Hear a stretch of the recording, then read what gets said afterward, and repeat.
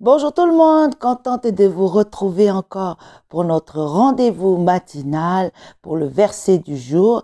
Donc nous allons commencer à partir d'aujourd'hui la découverte des différentes armes que Dieu a préparées pour nous, que l'on trouve dans l'épître aux Éphésiens au chapitre 6. Et aujourd'hui nous voyons le verset 14, la première partie du verset 14, et nous découvrons la première arme. Alors, voilà ce qui est écrit. Alors debout, prenez la vérité comme ceinture.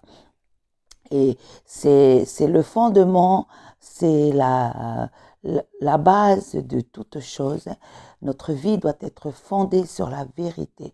Et nous savons tous que la vérité est une personne. Jésus a dit, je suis le chemin et la vérité.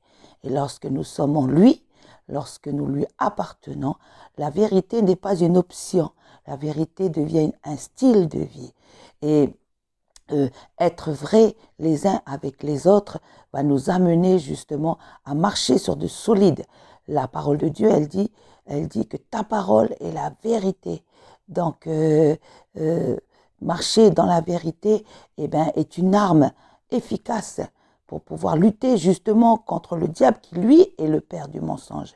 La vérité va nous amener à être vrai dans nos paroles, à être vrai dans nos attitudes, à être vrai dans nos décisions, parce que c'est normal, celui à qui nous appartenons, il est la vérité.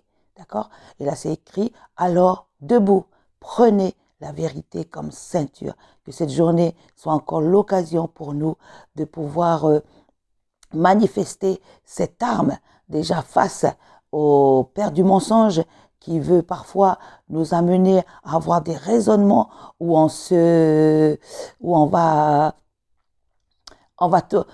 d'une manière subtile s'éloigner de la vérité, mais que toujours la parole de Dieu qui est le fondement de notre vie, qui est le roc sur lequel nous avons bâti notre vie, et bien que sa parole influence nos choix, influence nos paroles, influence nos raisonnements, et en prenant la ceinture comme vérité, et bien nous apportons en fait à notre vie un soutien, nous apportons aussi à notre vie une ligne de conduite, parce que marcher dans la vérité, c'est, comme je le disais au début, c'est pas une option, c'est pas simplement de dire je marche dans la vérité en théorie, mais ça devient un style de vie, parce que notre maître, il est la vérité.